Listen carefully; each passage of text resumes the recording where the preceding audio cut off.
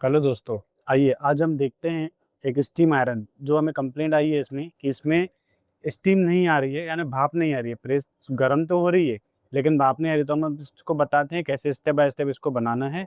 सबसे पहले हम इसका थर्मोस्टेट खोलेंगे। ये स्क्रू से इसका थर्मोस्टेट खुल जाता है, इसको अलग कर देंगे। उसके बाद इस ढक्कन का ये नट है, यहाँ से इसको खोलना है। ये स्क्रू निकाल के इसको यहाँ से अलग कर देंगे।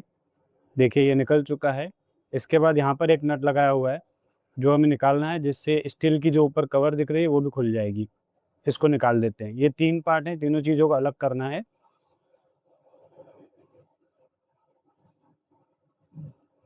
देखिए तीनों चीज़ें अलग हो चुकी है।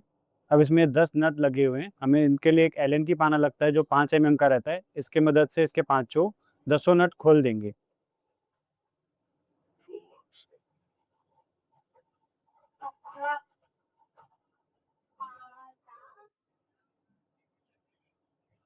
देखिए इसके सारे नट खुल रहे हैं, हमने इनके पूरे नट खोल दिए हैं। हम इसका आगे का प्रोसेस आपको बताएंगे कैसा करना है। पहले कि ये देखिए हमने दोनों पार्ट निकाल दिए हैं इसके।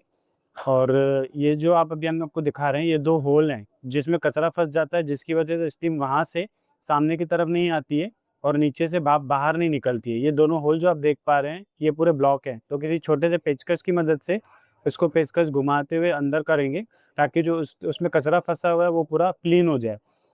ये पूरा हमने इसको क्लीन कर दिया है। इसी तरह दूसरे होल में भी डाल के उसको क्लीन करना है। पेचकस की मदद से इसको साफ़ कर सकते हैं। अगर ये पेचकस की मदद से नहीं होता है तो इसमें आप ड्रिल मशीन भी यूज़ कर सकते हैं। अब आप देखिए ये होल पूरे क्लियर हो चुके हैं, पूरा आर-पार दिख रहा होगा इसमें। ये पूरे होल क्लियर हो गए हैं, इसका मतलब ये अभी स्टीम देने के लिए रेडी है। तो देखिए दोस्तों, मैं आपको बताता हूँ इसमें एक और जगह है जहाँ पर हम इसको चेक कर सकते हैं कि ये कहाँ पर इसमें और समस्या है जिसकी वजह से ये एक चीज़ है। ये होल आप देख रहे हैं, कभी-कभी ये होल चोक हो जाता है, इसमें भी कचरा आ जाता है। तो इसको चेक कैसे करना है वो मैं आपको बताता हूँ। इसको ये नट खोलेंगे। ये नट खोलने के बाद इसके अंदर एक पार्ट होता है, वो भी मैं आपको दिखाता हूँ। ये पार्ट इसको निकालेंगे और ये पार्ट को आप देख सकते हैं, इसमें एक स्प्रिंग है, इसको अलग रखेंगे। ये जो होल है, ये होल एकदम क्लीन होना चाहिए, आर-पार दिखना चाहिए। कभी-कभी इसमें कचरा फँस जाता है, तो जैसे हमने नीचे होल पेचकस के मदद से साफ़ किए थे, इसको भी हम वैसे साफ़ कर सकते हैं। अगर वैसे ना हो तो ड्रिल मशीन का यूज़ कर सकते हैं। अब इसका जो पार्ट हमने निकाला था उसको लगाने का तरीका ये है कि जो पार्ट है इसको उल्टा पकड़ना है। अगर इसको सीधा पकड़ेंगे, स्प्रिंग ऐसे डालेंगे तो स्प्रिंग पहले ही गिर जाएगी जो ख़राब हो जाएगी। तो इसको उल्टा पकड़ के इस तरीके से इसको डालेंगे ताकि स्प्रिंग अंदर गिरे ना। स्प्रिंग नहीं गिरेगी तो वो सही तरीके से काम करेगा। फिर इसको पैक कर देंगे। इस तरीके से इसको चेक करना है।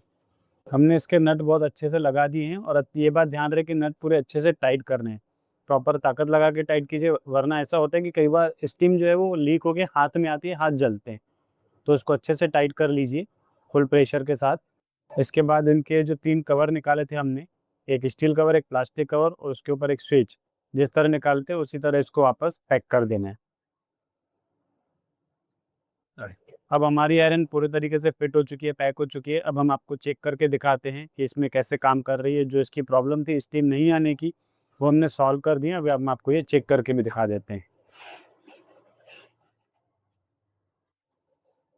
देखिए दोस्तों, इसका स्टीम आना स्टार्ट हो चुका है। जैसे कि हमने आपको बताया कि जिसकी वजह से कचरा फँसा था, जिसकी वजह से स्टीम नहीं आ रही थी, वो हमने पूरा क्लीन कर दिया है। अब इसका भाप आना शुरू हो चुका है। धीरे-धीरे इसका प्रेशर और बढ़ता जाएगा और अच्छे से भाप आएगी।